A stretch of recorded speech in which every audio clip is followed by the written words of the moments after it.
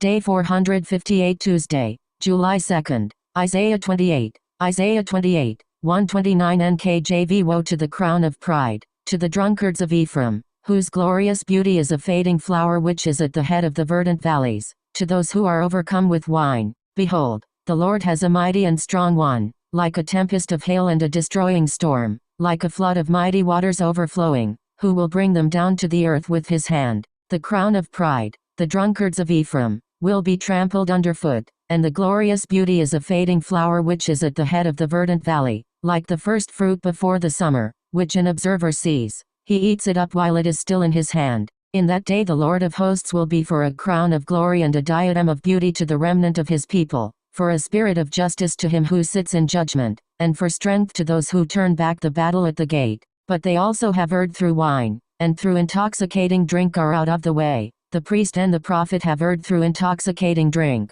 They are swallowed up by wine. They are out of the way through intoxicating drink. They err in vision. They stumble in judgment. For all tables are full of vomit and filth. No place is clean. Whom will he teach knowledge? And whom will he make to understand the message? Those just weaned from milk? Those just drawn from the breasts? For precept must be upon precept, precept upon precept, line upon line, line upon line, here a little, there a little.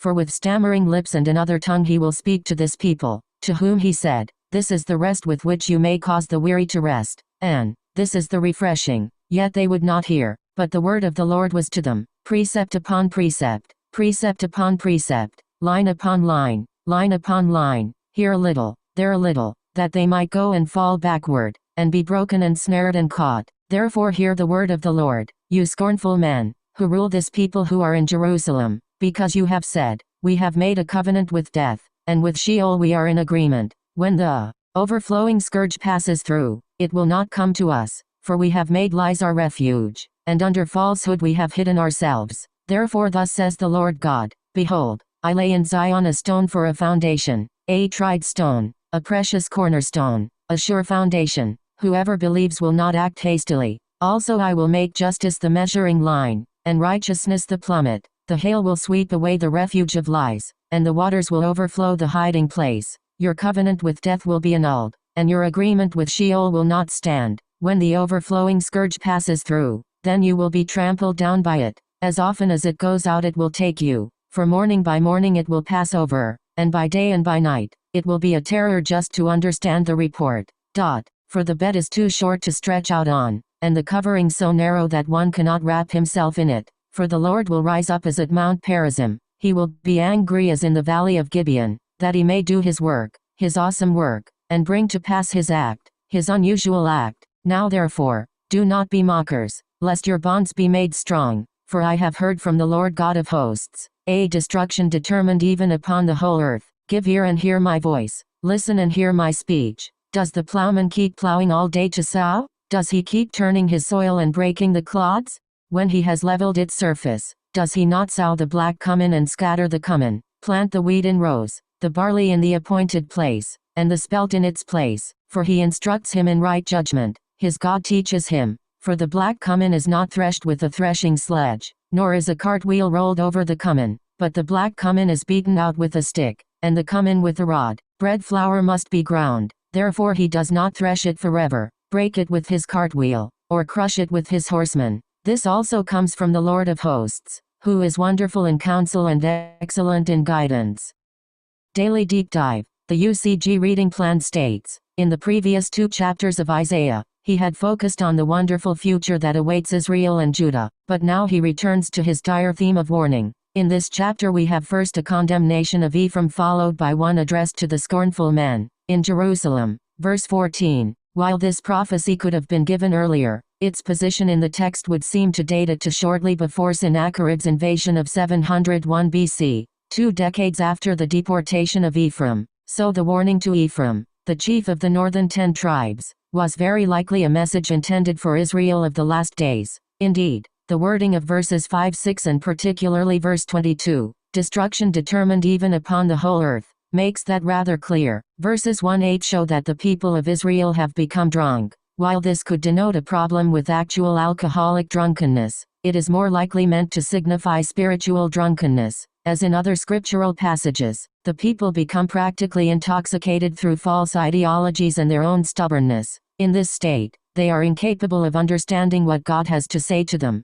and thus are blind to His truth. Verses 9-10 explain the way God reveals knowledge, and it is a major key to understanding the Bible. It is not merely as a babe drinking milk. Compare Hebrews 5:13. Rather, we must work at studying the Bible. It is somewhat like assembling a jigsaw puzzle, with the message of truth scattered throughout its pages. We must search out all that the Bible has to say about a particular subject, bringing scattered information together, to understand God's truth about that matter. For precept must be upon precept, precept upon precept, line upon line, line upon line, here a little and there a little. Isaiah 28 hours and 10 minutes. Some reject this concept by pointing to the context of the people's blindness and drunkenness and the repetition of the above phrase in verse 13, where it is added, that they might go and fall backward, and be broken and snared and caught.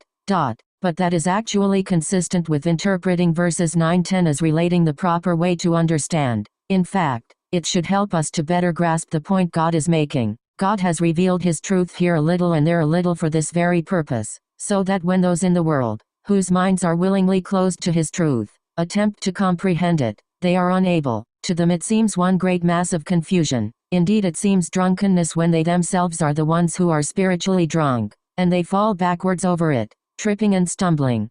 But to those God has called to understand His purpose, it all comes together, and it all makes sense. For the same reason Jesus spoke in parables, so the multitudes would not understand but His true followers would. Luke 8:10. The context, then, is this: God has arranged His word so that spiritually drunk people are unable to comprehend it. They trip and stumble over it as drunkards trip and stumble in general. They refuse to hear. Isaiah 28 hours and 12 minutes. Indeed, they refuse to hear and heed the way to understand given in verses 9-10, so they remain drunk. That was true in Isaiah's time, and, sadly, it remains true today. The mention of the foundation and cornerstone, verse 16, quoted by the apostles Peter and Paul as referring to Jesus Christ. Romans 9:33, Ephesians 2:20, 1 Peter 2:6, also reveals this prophecy to have a later application. Paul emphasized that whoever believes Isaiah 28 hours and 16 minutes, Romans 10:11, was not restricted to the Jews, and explained this as opening the way for the Gentiles to come to God. Moreover, Isaiah 28 hours and 11 minutes 12 is quoted by Paul in discussing the subject of speaking in tongues. 1 Corinthians 14:21, covenant with death. Isaiah mentions Jerusalem's leaders making a covenant with death or agreement with Sheol, the grave. Isaiah 28 hours and 14 minutes 15:18. The phrase simply means that the people of Israel, or Judah, thought they had an agreement worked out by which they could avoid death. But God will soon annul that and strike His people with judgment. Isaiah 28 hours and 28 minutes. Bible readers, companion, note on verse 15. In Isaiah's day, perhaps this applied to the nation's agreement with Egypt or Babylon to defend against Assyria. Yet, because some of this passage apparently refers to the end time as we've seen, the covenant with death may as well. In that context, it could refer to an Israeli pact or treaty with Europe that may initially preserve the Jewish state. An agreement such as that made with Antiochus Epiphanes in the 2nd century BC, see Daniel 11:23, and later with the Romans. None of these agreements has preserved the people of the Holy Land, and neither would any made in the end time. Isaiah 28 contains some powerful imagery from Israel's history in verse 21. The mention of God rising up as at Mount Perazim refers back to a battle David fought with the Philistines when they sought to get rid of him soon after he became king of the combined northern and southern tribes. Compare 2 Samuel 5, 1720,